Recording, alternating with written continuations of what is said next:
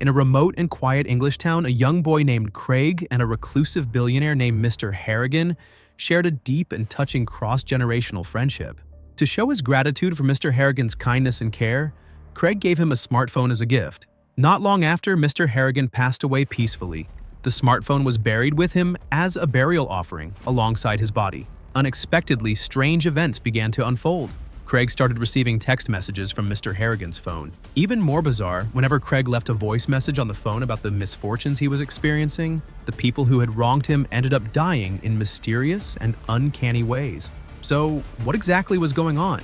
In today's recap, I'm bringing you a movie adapted from a short story by the American author Stephen King, Mr. Harrigan's Phone. The story begins with how Craig and Mr. Harrigan met. It was a weekend in 2004. 10-year-old Craig was reciting a hymn at the town's church. His passionate and emotionally rich performance moved many of the adults present, including the newly arrived retired tycoon Mr. Harrigan, who had just settled in the town. Afterward, Mr. Harrigan approached Craig and offered to hire him at several dollars per hour to read books aloud to him. Mr. Harrigan was a lover of literature, but as he aged, his eyesight declined to the point where he could no longer read for long periods. That's why he decided to hire Craig to read to him. For Craig, whose mother had passed away due to illness and whose family was struggling financially, this was undoubtedly a well-paid and easy job. With his father's consent, Craig happily accepted the offer. Mr. Harrigan's wife had died long ago and he had no children. He lived alone in a large mansion in town. Every day after school, Craig would spend 2 hours reading aloud the books that Mr. Harrigan chose. In the span of 4 years, not only did Craig learn a wealth of knowledge through this experience and broaden his horizons, but he also developed a profound friendship with Mr. Harrigan. Despite their age gap, the two often spent time chatting about everything under the sun. With Craig's company, Mr. Harrigan's otherwise lonely old age became much more joyful. Over those 4 years, Mr. Harrigan would send Craig a greeting card for Thanksgiving, Christmas, New Year's, and Craig's birthday each year. Each card contained a scratch-off lottery ticket as a gift. Although Craig's father often complained that the gifts were too cheap, after all, Mr. Harrigan was a billionaire, Craig himself cherished them deeply. In the Christmas of 2008, 13-year-old Craig received his usual greeting card from Mr. Harrigan. This time, when he scratched the lottery ticket inside, he was surprised to find he had won a $3,000 prize. To show his gratitude, Craig used part of the winnings to buy a smartphone as a gift for Mr. Harrigan. Although Mr. Harrigan was enormously wealthy, he had never owned a mobile phone or any electronic devices like a computer. In his view, these kinds of devices only distracted people and made it harder for them to concentrate on work. To persuade Mr. Harrigan to accept the phone, Craig helped him install stock market and news apps. Although Mr. Harrigan was initially very resistant to using a smartphone, he soon realized that checking stock updates and news on the device was indeed very convenient, so he accepted Craig's gift. I've been arrogant, Craig. I am going to keep this after all. However, after using the phone for just 2 days, Mr. Harrigan keenly sensed some problems and offered his own unique insights.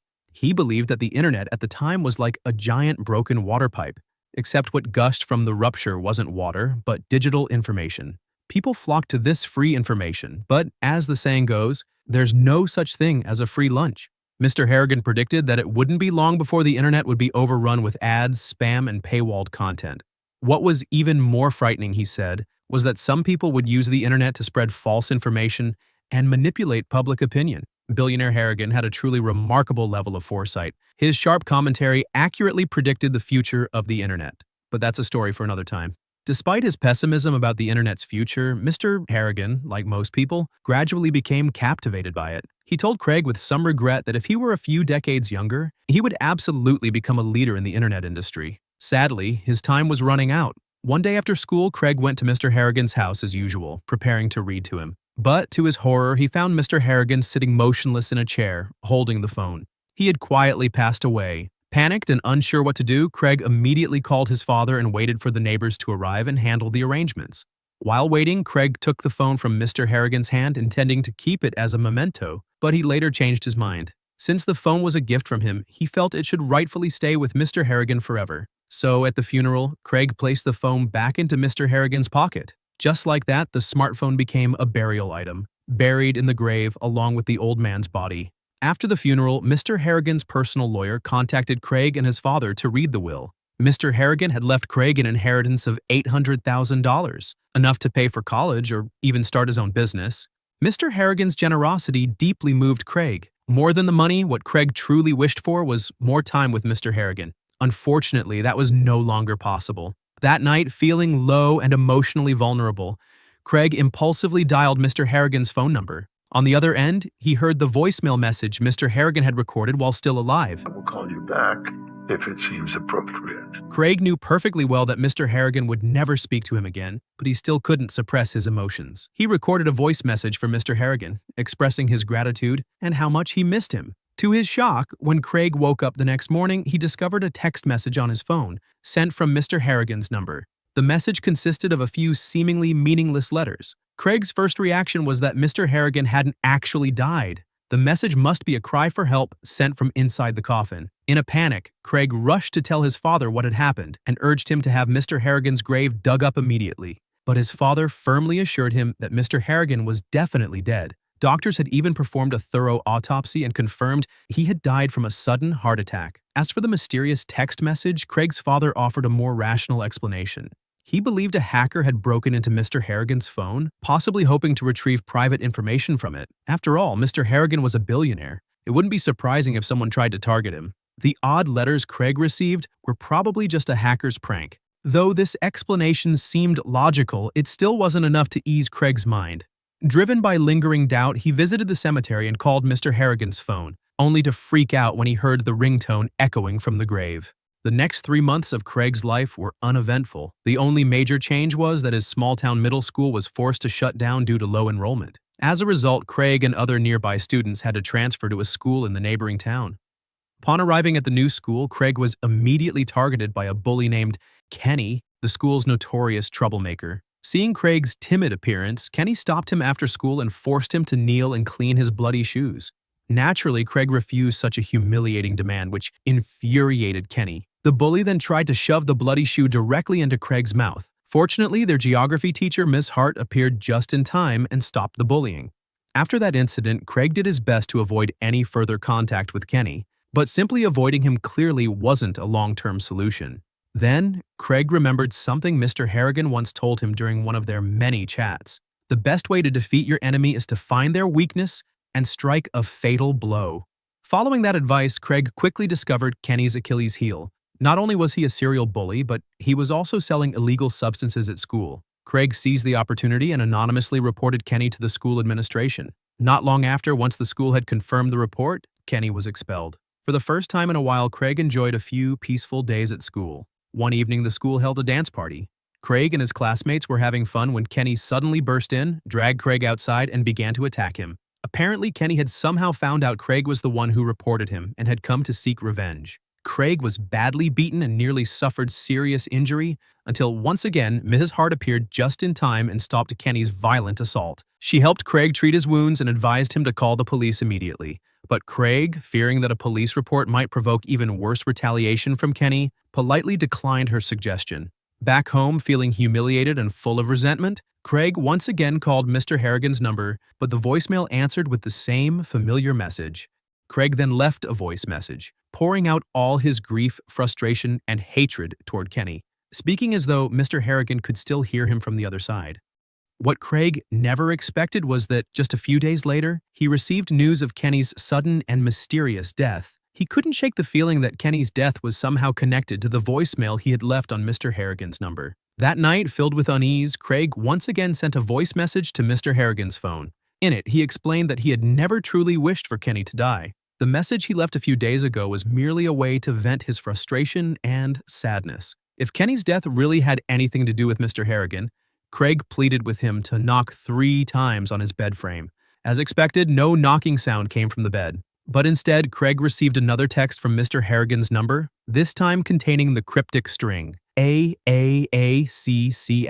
Craig was absolutely terrified. The next morning, after a sleepless night, Craig went to the church and confessed to the pastor that he believed he was responsible for Kenny's death. He also told the pastor the entire story about the recent strange interactions with Mr. Harrigan's phone. To his surprise, the pastor had just heard from a friend the details of Kenny's death. On the day of the incident, Kenny had gotten into trouble again, and his parents had locked him in his room.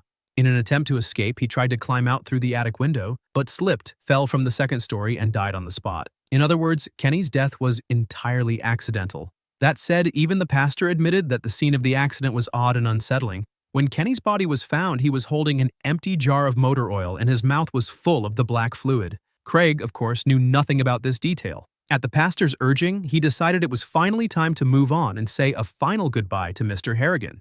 A few days later, Craig bought a new phone and carefully stored away the old one, the one he used to contact Mr. Harrigan. Craig could no longer connect to Mr. Harrigan's number, nor did he receive any more texts from it. This brought him great relief. In the years that followed, Craig finished middle school and high school without incident and was eventually admitted to a university, settling into a calm and fulfilling college life. Just as he had begun to leave the memory of Mr. Harrigan behind, he suddenly received a phone call from his father. His father revealed that Mrs. Hart, the kind and fair geography teacher who had always looked after Craig, had tragically died in a car accident. Craig rushed back to his hometown to attend her funeral. Ms. Hart had been beloved by her students for her gentle nature and sense of justice. Nearly all of her former students showed up that day to pay their respects. From his classmates, Craig learned the truth behind the accident.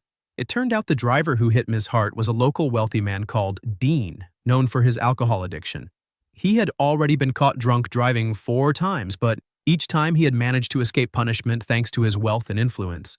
Even after killing Ms. Hart, the driver was only sentenced to 6 months in a so-called rehab center, which was more like a resort than a prison. His stay there was basically a vacation. Craig was enraged. He couldn't bear to see the man who killed Ms. Hart walk away so easily without justice. When he returned home after the funeral, still burning with anger, Craig thought of Kenny's death. If Kenny's death really had something to do with Mr. Harrigan, then maybe, just maybe, Mr. Harrigan could punish this drunk driver too. At that moment, Craig pulled out his old phone, inserted his SIM card, and powered it on. Then he dialed Mr. Harrigan's number one more time.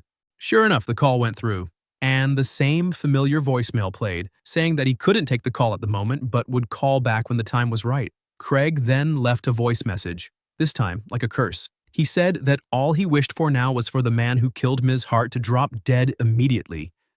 But after hanging up, Craig was filled with regret. He suddenly realized that he was becoming someone terrifying, like a vengeful spirit, thirsting for death and punishment.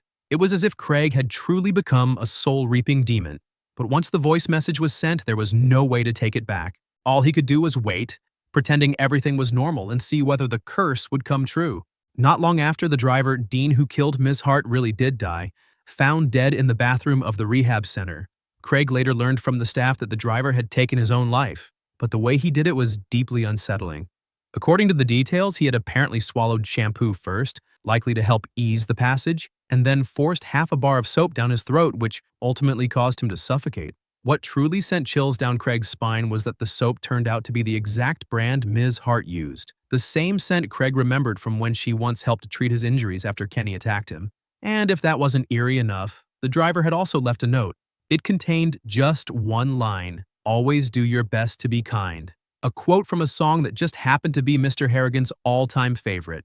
It was at that moment that Craig truly began to believe both Kenny's and the drunk driver's deaths were somehow connected to Mr. Harrigan. But then, a darker question began to grow in his mind. If he had urged Harrigan to kill, did that make Craig the real culprit behind the scenes? Just as Craig was lost in thought, his phone buzzed. Another message from Mr. Harrigan's number. The message was yet another mysterious code of letters.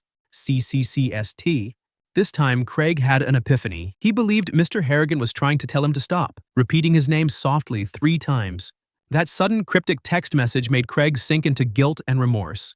He suddenly realized that, in his selfishness, he had turned the deceased Mr. Harrigan into a vengeful spirit, exacting revenge on his behalf. Perhaps Mr. Harrigan's ghost sent this final message because he didn't want Craig to fall deeper into this darkness. With this realization, Craig decided it was time to lay Harrigan's spirit to rest. He took the old phone, the one that seemed to bridge the world of the living and the dead, and walked to a riverbank. Without hesitation, he threw the phone into the river. In truth, Craig would never know for certain whether Kenny and the drunk driver's deaths really had anything to do with Harrigan's ghost. He could never be fully sure those strange text messages were truly sent by a spirit. But there was one thing he was absolutely sure of. When he dies, he wants his pockets to be completely empty, especially with no phone in them. Mr. Harrigan's Phone, adapted from a short story by Stephen King. The film opens with a big, intriguing mystery, but in the end, it's hard to wrap everything up, resulting in a somewhat vague and open-ended conclusion. Some viewers believe Mr. Harrigan never died in the first place. Others think Craig had a split personality and that his second self was the one who killed both victims. But these theories are hard to accept. Perhaps Stephen King simply wanted to explore a theme. Even if we had the power to control life and death, it wouldn't make us better people. It would only make it easier to fall into darkness.